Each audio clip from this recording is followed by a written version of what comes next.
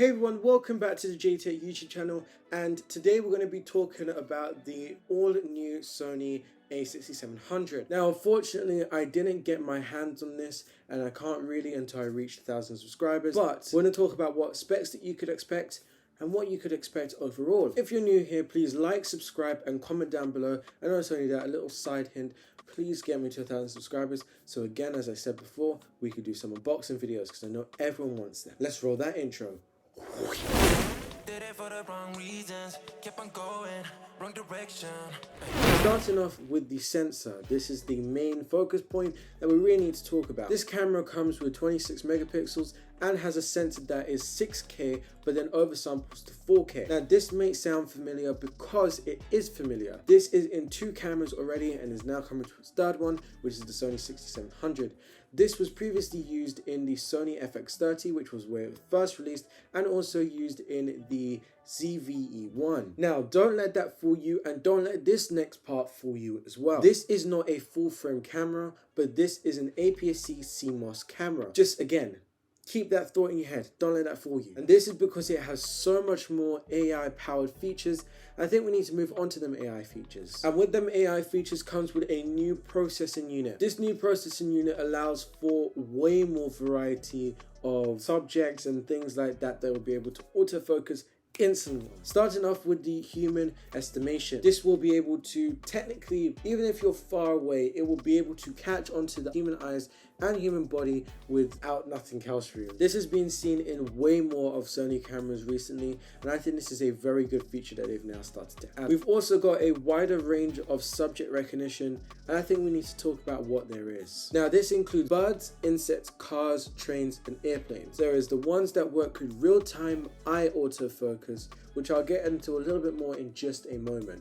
Let's talk about what those are. Now the ones that will be able to do this is humans and animals and also birds. Now the autofocus system is 40% more better than the Sony A6600. Now when I was saying about real-time eye autofocus, what I meant by that is that instead of focusing on the whole entire face, or if there's an animal for example and you want to focus on the face, it'll be able to focus on the eyes, which is way more accurate at focusing, and it will be able to focus everything in detail. Now let's talk about another feature about autofocus, which is the last one that we'll talk about, and this is allowing you to do a smarter real-time tracking.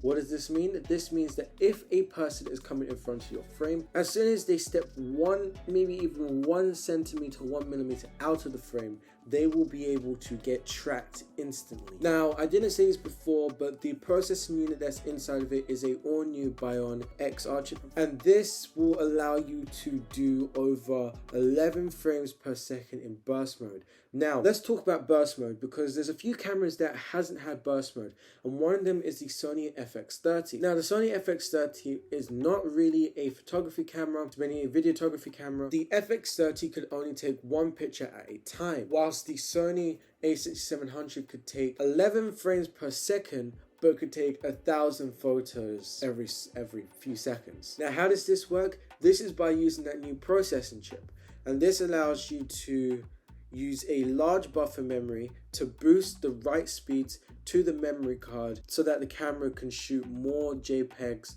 images and could do up to 59 compressed raw images and up to 23 lossless compressed raw images in continuous high-speed burst mode. Now notice only they added 11 frames per second into the mechanical one, but they also added it into the silent one. So if you are trying to take silent photos of maybe a bird for example, you'll be able to get it instantly with using a silent burst mode. This makes the Sony A6700 way more powerful than any of the new budget-friendly cameras out there. Now, this is not just only a good camera for photography, but it's also a good camera for videography. Let's talk about that. This camera could do up to 4K 60 frames per second, and it could do a regular 30, 50, 24. you know, your usual standards. Now, what makes this amazing is the amount of detail that you get in your video. And this is because you have that oversampling of 6K and 4K. And also this will be able to support 10 bits, not raw, but we'll be able to do 10-bit video recording. Now let's talk about that high frame rate. It could do 4K 120 frames per second. Now bear in mind that there is a crop factor, and that crop factor is 38%. Now this has two more features that I just want to quickly talk about, and this is the two color grading kind of features. One of them is the new S Cinetone, which we've seen in the Sony ZV-E1. Now this brings cinema grading, color correction, and color grading inside of the camera already in there. This has around about 5 to 10 presets, and it has around about a few parameters that you could swap and change, if I'm talking about the right one. If not, anyway, it has like 10 presets anyway, and the presets look amazing and they look fabulous. Now let's go on to the next feature, which is the S-Log. Now this doesn't do full-on S-Log, but it has some sort of S-Log compatibility thing on it, and this will do an S-Log gamma curve with 14 plus stops of latitude. This means that you will be able to get way more color and flexibility with your camera colors. Also, you could input your own LUTs as well inside the camera, which I'm sure you guys should have known already. Now, most people started complaining, stating about that the FX30 didn't have a viewfinder, and now we see it on the Sony A6700. This comes with an OLED viewfinder, which has an approximately of 1.07 times magnification, which is way more excellent. This also has a flexible monitor screen, which allows you to flip it, twist it. Just don't break it off. I mean it, don't break it off, it's expensive.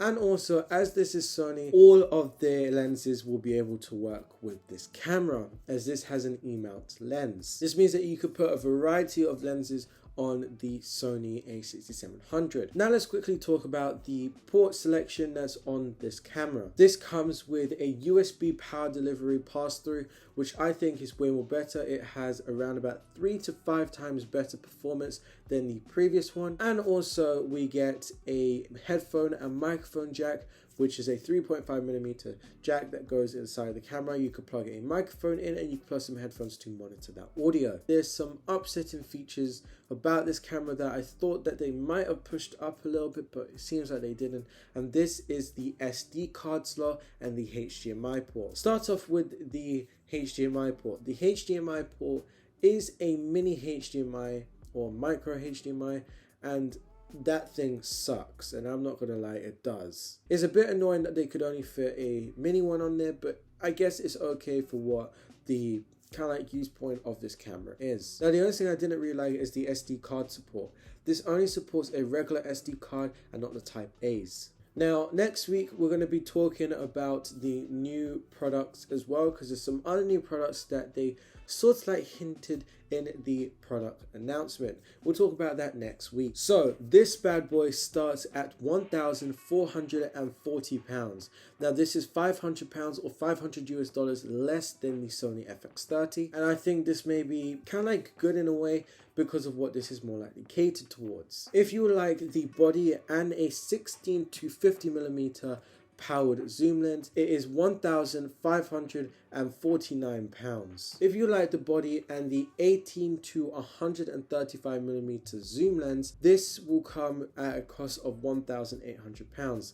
Now I'll try and leave the conversions maybe up on the screen. I'll put the link inside the description for it if I could get onto their website. Now I think everyone should get this camera, because this camera is not just only for photographers, not just only for videographers, but it's a hybrid camera. If you don't know what that means it can be used for all different scenarios. If you're one day doing photography and another day you're doing videography, just like me, as I kind of do both at the same time, for especially the job I do. So anyway, I think that is it for today's video. And if you guys like this video and you like the kind of format that I'm doing at the moment, if you guys like some unboxing videos, please comment down below that you like them. And also, for them unboxing videos to happen, you're gonna have to hit 1,000 subscribers. Until next week, where we talk about the rest of the products, I'll see you guys soon. It's been your boy Jay, and I'll catch you guys in another video. Bye.